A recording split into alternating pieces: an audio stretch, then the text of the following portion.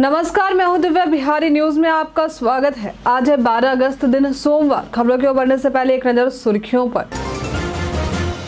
सरकारी स्कूल में शिक्षण प्रबंधन व्यवस्था को सुधारने के लिए शिक्षा विभाग ने जारी किया नया गाइडलाइन। बिहार में लागू होगी कचरा प्रबंधन की नई व्यवस्था। स्कूल से फरार चल रहे शिक्षकों को सीधे बर्खास्त करने की तैयारी कर रहा शिक्षा विभाग।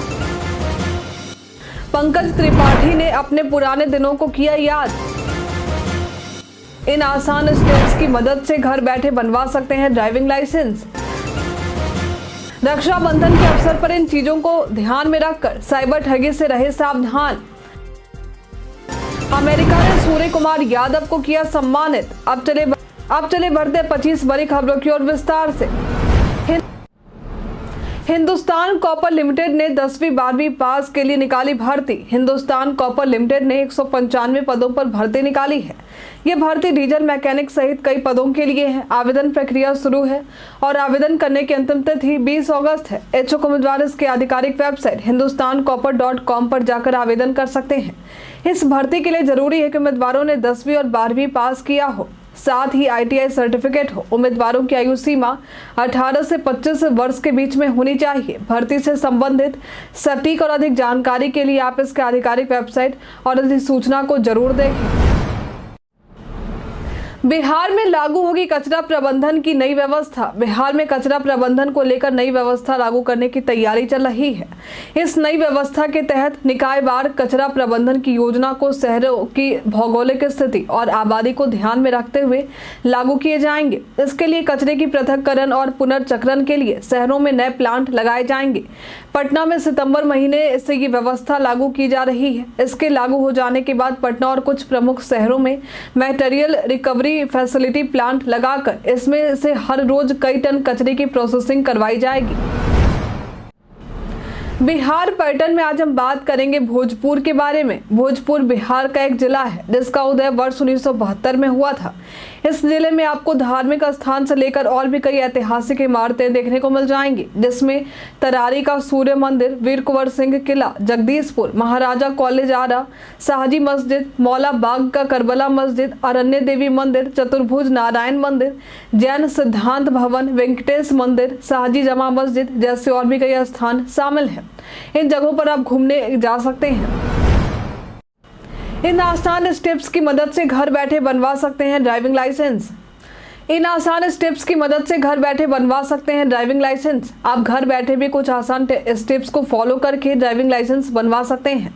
घर बैठे इसे कैसे आसानी से बनवाया जाए, इसकी जानकारी IPRD ने दी है। इसके तहत सबसे पहले आपको सारथी.परिवहन.gov.in पर जाना होगा। यहाँ apply for new driving licence पर क्लिक करना होगा।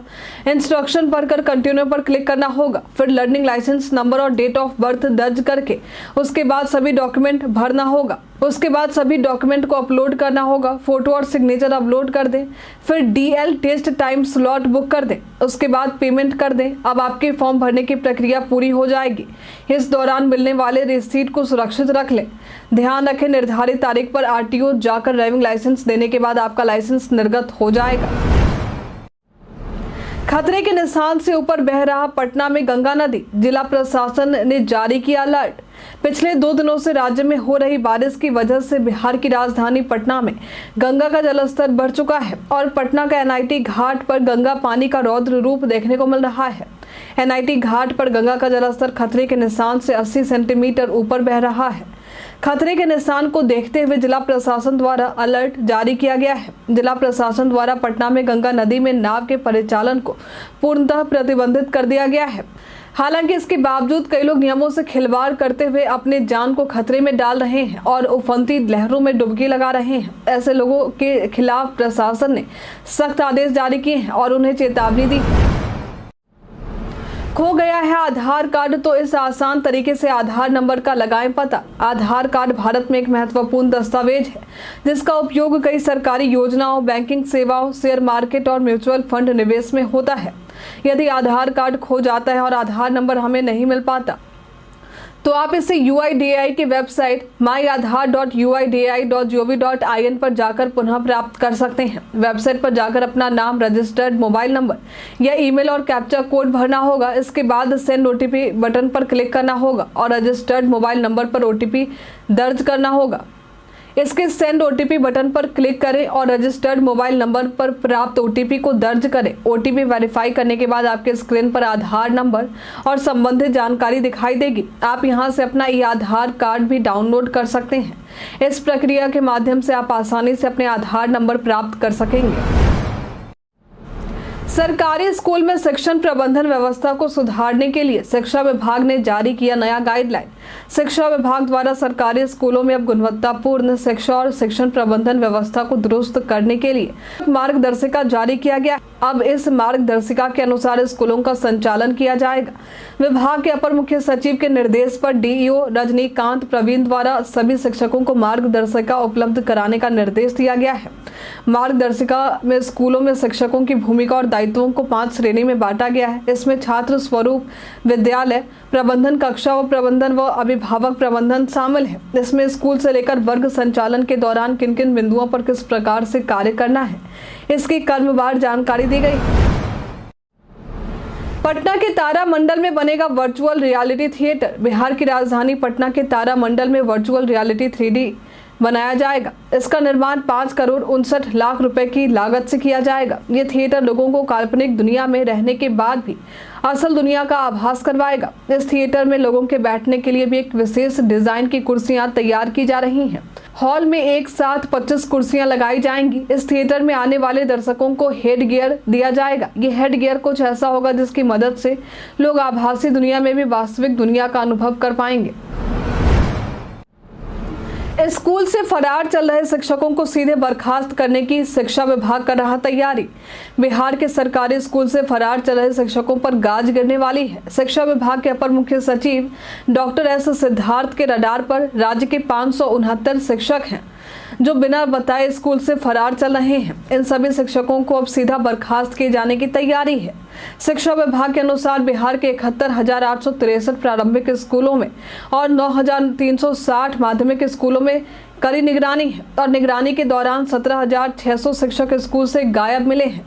इसके बारे में पता लगाया जा रहा है। फरार चल रहे शिक्षकों का शिक्षा विभाग वेतन काट रही है। वहीं 6 माह से लेकर 2 साल से फरार चल रहे 569 शिक्षकों को बर्खास्त करने की अनुशंसा की गई है।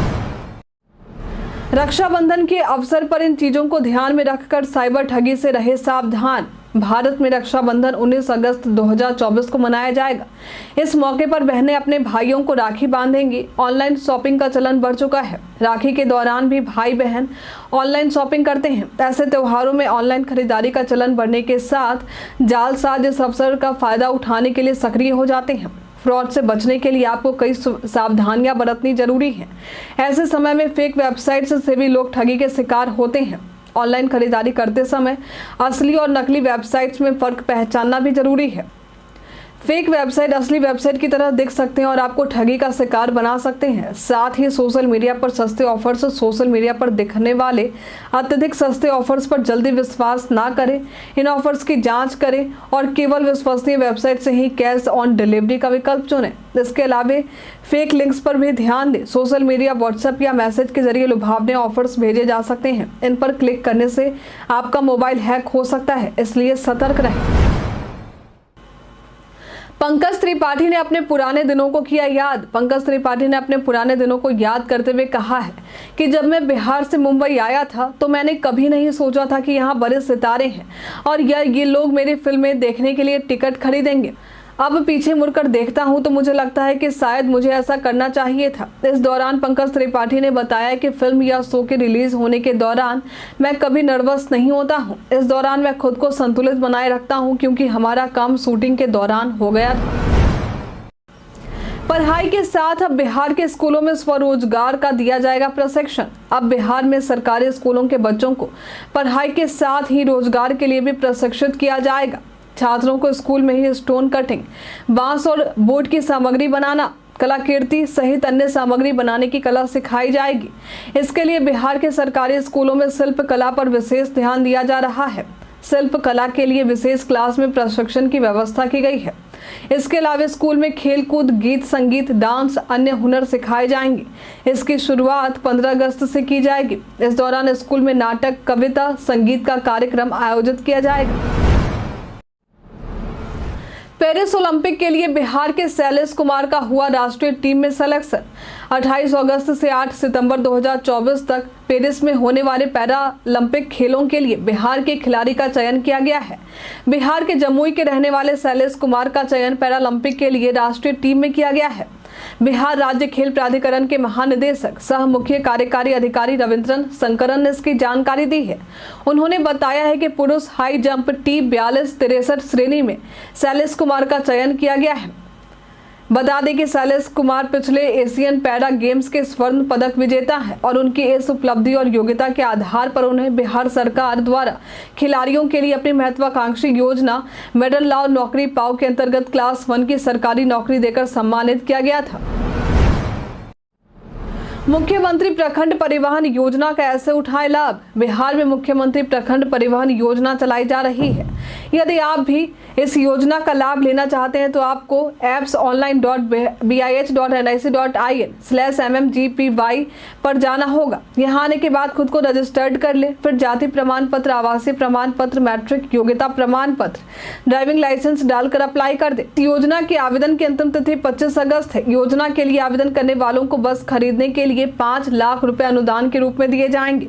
इस योजना का उद्देश्य है राज्य में प्रखंडों और सुदूर पंचायतों को जिला मुख्यालय से जोड़ने के लिए बस उपलब्ध करवाना। बिहार के इन जिलों में भारी बारिश को लेकर अलर्ट हुआ जारी। बिहार में सक्रिय मानसून की वजह से लगातार बारिश देखने को मिल रही है। प्रदेश की कई नदियों का जलस्तर भी लगातार बारिश की वजह से बढ़ता ही जा रहा है, जिस वजह से बाढ़ का खतरा भी मंडराने लगा है।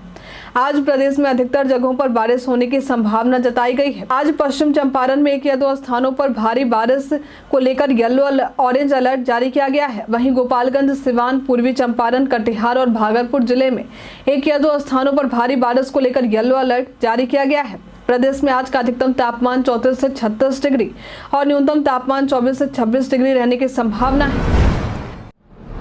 सीएम नीतीश और राज्यपाल आर्लेकर ने 7 शहीदों को दी श्रद्धांजलि। बीते दिन शहीद दिवस के अवसर पर सीएम नीतीश और राज्यपाल आर्लेकर ने 7 शहीद स्मारक जाकर शहीदों को श्रद्धांजलि अर्पित की है।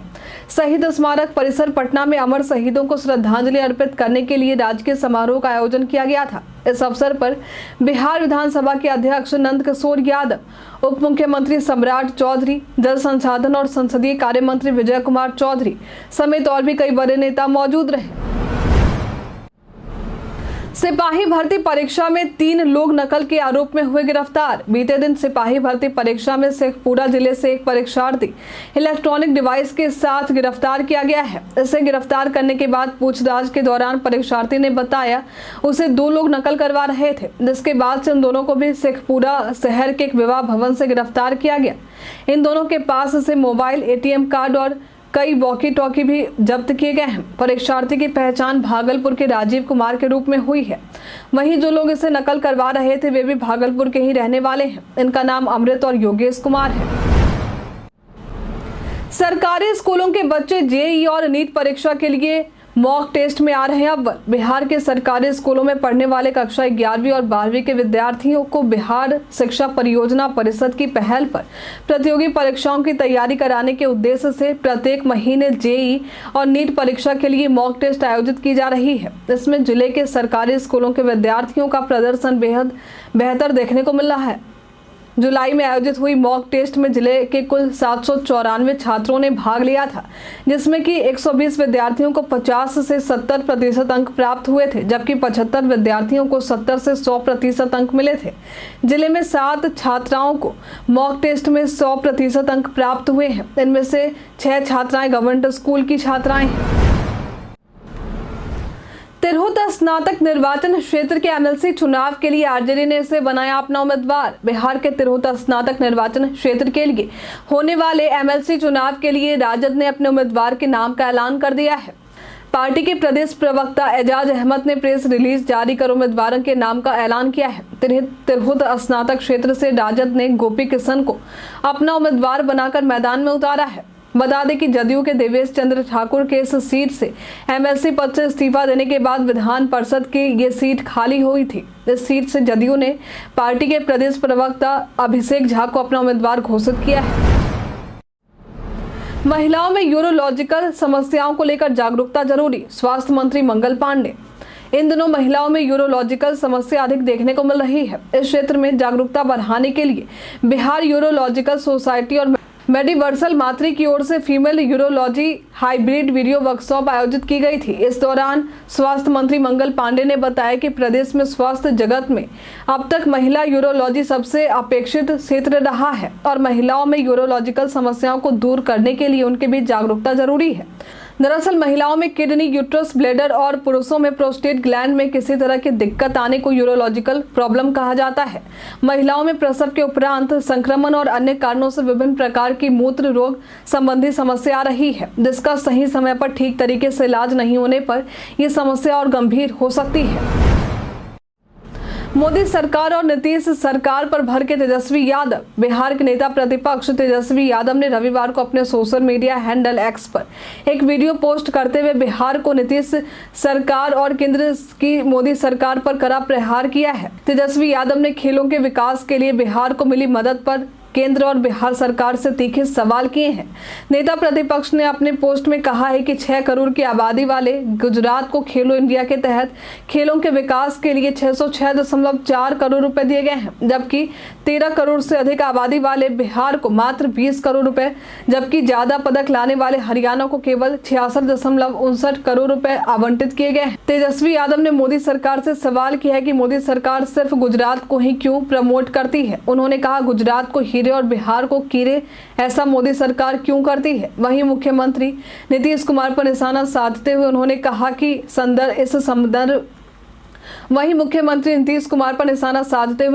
कि इस संदर्भ में मुख्यमंत्री मोदी सरकार के सामने मुंह नहीं खोल पाया और ना ही खोल पाएंगे। अमेरिका ने सूर्य कुमार यादव को किया सम्मानित। अमेरिका ने टीम इंडिया के T20 कप्तान सूर्य कुमार यादव को एक खास तोहफा दिया है। इन्हें न्यूयॉर्क की यांकीज बेसबॉल टीम की तरफ से सम्मानित किया गया है और गिफ्ट में एक जर्सी भी दी गई है। इस जर्सी पर सूर्य कुमार और नंबर 63 लिखा हुआ है। मालूम हो कि अमेरिका में बेसबॉल का अच्छा खासा क्रेज देखने को मिलता है। हालांकि अब धीरे धीरे वहां क्रिकेट भी काफी फेमस हो रहा है। साथ ही वहां के लोगों के बीच भारतीय क्रिकेटरों की लोकप्रियता भी बढ़ती जा रही है। कई कारणों से दर्ज है भारत के इतिहास में आज की तारीख। आज के ही दिन वर्ष 1765 में इलाहाबाद संधि के तहत भारत में ब्रिटिश ईस्ट इंडिया कंपनी के शासन की शुरुआत हुई थी। आज के ही दिन वर्ष 1919 में भारतीय अंतरिक्ष कार्यक्रम के जनक वैज्ञानिक विक्रम साराभाई का जन्म हुआ था। आज के ही दिन वर्ष 2009 में भारत के प्रसिद्ध अर्थशास्त्री सी रंगराजन को प्रधानमंत्री की आर्थिक सलाहकार परिषद का अध्यक्ष नियुक्त किया गया था।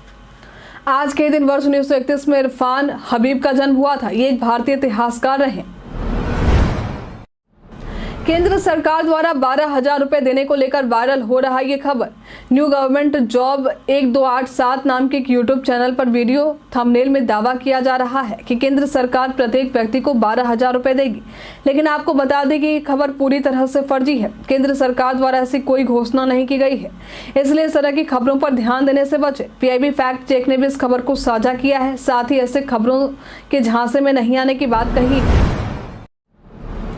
अब एसी स्लीपर और जनरल कोच की अलग अलग चलेगी वंदे भारत। रेलवे प्रशासन वंदे भारत में एक नई व्यवस्था करने जा रहा है। इस नई व्यवस्था के तहत एसी स्लीपर और जनरल कोच की अलग अलग वंदे भारत ट्रेन चलाई जाएगी। साथ ही अमृत भारत ट्रेनों के अलावा सामान्य एक्सप्रेस ट्रेनें भी चलाई जाएंगी। रेलवे ये व्यवस्था इसलिए कर रहा है ताकि ट्रेन में होने वाली भीड़ को नियंत्रित किया जा सके। इस योजना के प्रस्ताव को पूर्वोत्तर रेलवे और अन्य जोन द्वारा तैयार कर लिया गया है। हालांकि इसे लेकर रेलवे बोर्ड और क्षेत्रीय रेलवे के बीच में बातचीत चल रही है। रेल मंत्रालय जब इस योजना को मंजूरी दे देगा तब इसे लागू कर दिए जाएंगे। हम प्रतिदिन आपसे 5 ऐसे जरूरी सवाल पूछेंगे, उसके जवाब बताएंगे जो कि बीपीएससी, बिहार पुलिस दरोगा समेत एसएससी जैसे अन्य प्रतियोगी परीक्षाओं में काम आएंगे। सवाल इतिहास, बिहार स्पेशल, विज्ञान, करंट अफेयर्स और भूगोल से रहेंगे। पूछे गए 5 सवालों में आपने कितना सही उत्तर दिया है हमें कमेंट में लिखकर जरूर बताएं। तो हमारा पहला सवाल है, हाल ही में राष्ट्रीय भाला फेंक दिवस कब मनाया गया है? ऑप्शन ए 5 अगस्त, ऑप्शन बी है 7 अगस्त, ऑप्शन सी है 6 अगस्त, ऑप्शन डी 8 अगस्त। इसका सही उत्तर है 7 अगस्त। हाल ही में आरबीआई ने यूपीआई कर भुगतान जमा बढ़ाकर कितने लाख रुपए कर दिए हैं? ऑप्शन ए है 5, ऑप्शन बी है 9, ऑप्शन सी है 7, ऑप्शन डी है 8। इसका सही उत्तर है 5। हाल ही में द्विपक्षीय वायु अभ्यास उद्धार शक्ति 2024 कहाँ आयोजित हुआ है? ऑप्शन है कनाडा, ऑप्शन बी है इंडोनेशिया, ऑप्शन सी है मलेशिया, ऑप्शन डी है जापान। इसका सही उत्तर है मलेशिया। बिहार राज्य खेल परिषद की स्थापना कब हुई थी? Option A 1951, option B 1961, option C 1971, option D 1992। इसका सही उत्तर है 1961। बिहार में किस बैंक की सर्वप्रथम स्थापना हुई थी?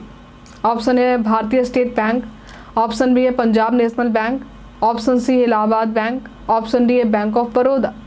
इसका सही उत्तर है इलाहाबाद बैंक।